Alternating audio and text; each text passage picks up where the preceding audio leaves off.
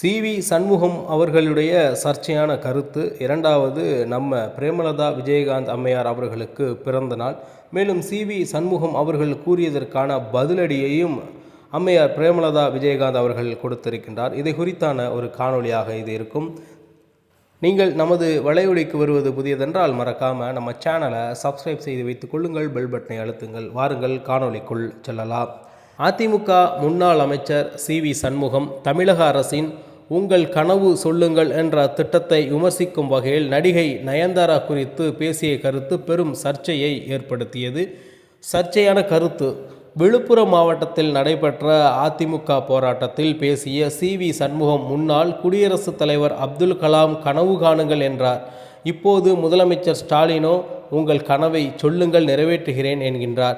எனக்கு நடிகை நயன்தாரா வேண்டும் என்று நான் சொன்னால் முதலமைச்சர் அதை நிறைவேற்றுவாரா?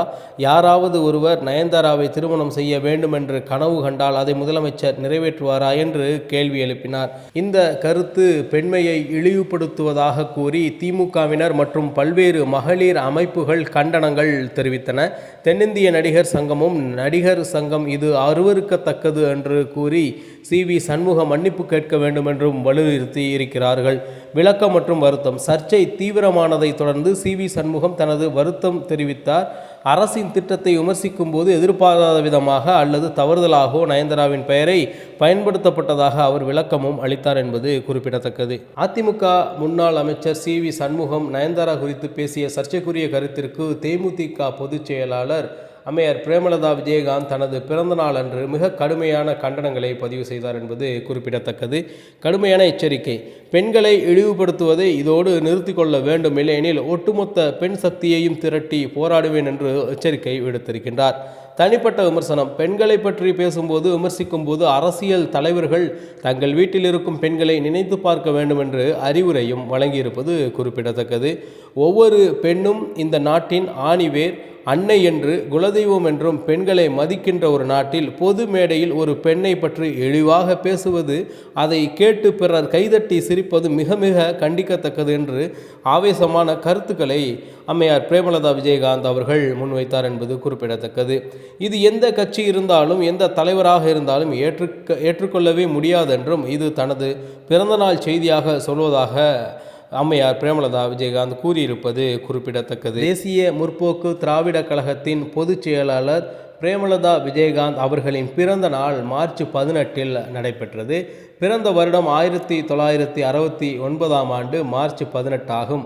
சமீபத்தில் கொண்டாடியது மார்ச் 18, 2026 அன்று அவரது தனது 57வது பிறந்த நாளை கொண்டாடினார் என்பது குறிப்பிடத்தக்கது. அவரது பிறந்த நாளை முன்னிட்டு தமிழக முதலமைச்சர் மு.க. ஸ்டாலின் தொலைபேசி வாயிலாக அவருக்கு வாழ்த்து தெரிவித்தார் என்பதும் பேசப்படும் பொருளாக இருக்கின்றது.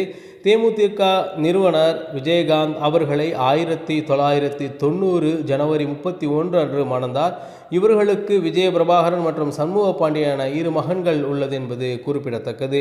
மேலும் பிரேமலதா விஜயகாந்த் தற்பொழுது மிகப்பெரிய ஒரு அரசியல் தலைவராக தமிழ்நாட்டில் வலம் வந்து கொண்டிருக்கின்றார்.